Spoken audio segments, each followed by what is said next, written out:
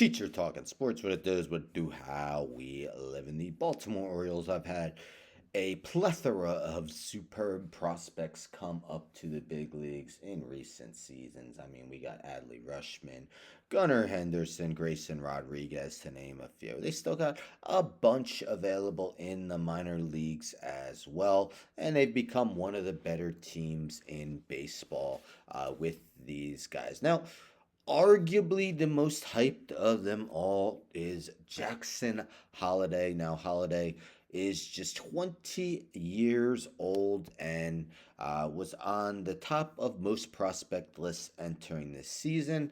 If you know how his MLB start went, it didn't go quite well. He's currently in the minors. Well, Holliday spoke um, today about, or yesterday, Baltimore Banner here. Jackson Holliday reflects on his 10 games with the Orioles and his plan to return. So, again, remember, he's 20 years old. I don't even remember what I was doing when I was 20. Surely wasn't playing in the MLB.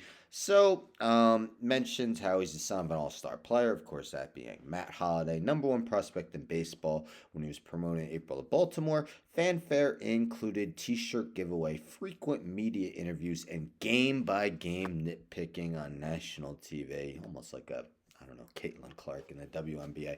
But Holliday said it comes with a lot being the number one prospect, going up there and having all sorts of other stuff to deal with. I don't think that's the reason I struggled, but it was a lot. So 18 strikeouts and 36 plate appearances in April 26. He was optioned back to AAA after just 10 games. So well, he also said to be able to go up there and experience you for one for whatever. I don't think there's any bad takeaway from that. I think it's all part of learning. I don't think it's a bad thing. I think it can always be looked at as a good start to learning how to fail because this game is the worst sometimes. To be able to go up there and fail at a high level in the long run, I think will be very beneficial for me in my career. I mean, there's been like a famous quote basically saying, if you fail 7 out of 10 times, you're a Hall of Famer. That's how the sport of baseball is. And, everyone's going to have a 10-game stretch like that. It's just that Holidays came at the beginning of his MLB career. So you see, he went 2 for 34, 2 walks, 18 strikeouts. Definitely wasn't a great way to start his career. But this is via Jacob Calvin Miner, an Orioles reporter for the Baltimore Sun. Jackson Holliday, over his past 10 games, of course, as I mentioned, he is with Triple A. So let me scroll over. 353 batting average, 463 on base percentage, 647 slugging, 1,110 OPS. The kid's heating up. Let's hope he can keep it up and let's hope we get to see him again in the major leagues. We can't say that his shine is completely off due to a 10-game stint.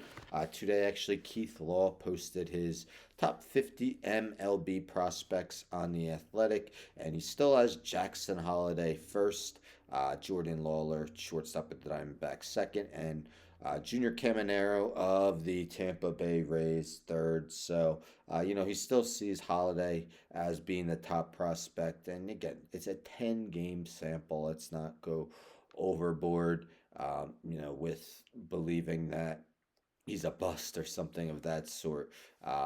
He's still got um, I still think he's going to eventually pan out, as did some of the names I mentioned. Of course, Rushman and Gunnar Henderson are two of really the better players in baseball already. And I mean, the Orioles do have Jordan Westberg playing second and third base, and he's performed quite well. Holiday is a second baseman, so I guess no rush to call him back up. Eventually, he will get the call back up.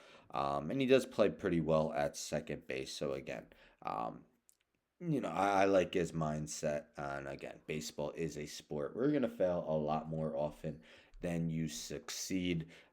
So, what are your thoughts? Do you think Jackson Holliday can make a difference for the Orioles later on this season? Anyhow, don't forget to subscribe. Tell a friend to tell a friend to tell a friend to subscribe. Like the video, share the video, hit that bell for notifications. I'm out.